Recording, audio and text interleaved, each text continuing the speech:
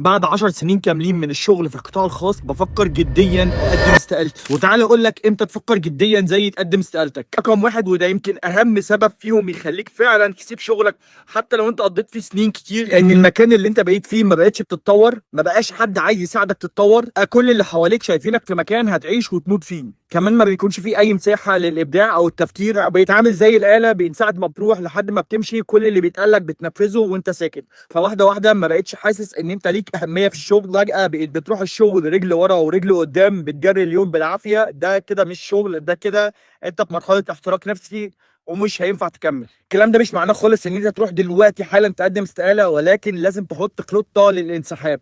رقم اتنين، لما يكون الشغل ده بيجي على وقتك قوي، انت بقيت عايش للشغل وبقى مطالب منك ان انت عشان تلاقي وقت لنفسك ان انت تضغط نفسك قوي في الشغل، وبالتالي بتستهلك جسديا ونفسيا، وفي الاخر المقابل زهيد جدا. رقم ثلاثة، عندك مدير ما بيشوفش منك غير الوحش بس، وهو شايفك في حتة معينة مش عايزك تطلع منها. كمان في طريقة معاملته معاك بيحسسك انك اقل. بص، من الاخر في نوعين من المديرين، في نوع هو شبعان فلما بيوصل بيحب اللي حواليه، بيكبر اللي حواليه، هو شايف ان اللي حواليه لو كبروا مش هيقللوا منه في حاجه. في نوع تاني من المديرين بيطلع عينه عشان يبقى مدير، فلما بيبقى مدير بقى بيطلع عين اللي حواليه لانه شايف ان الاستحقاقيه في انه يطلع عينيك عشان تبقى زيه. لو التلات اسباب اللي انا قلتهم في الفيديو دول موجودين عندك في شغلك، فحط دلوقتي حالا خطه للانسحاب، لان صحتك ونفسيتك مهمين جدا، ولو راحوا منك فعلا الشغل مش هيعوضك بحاجه.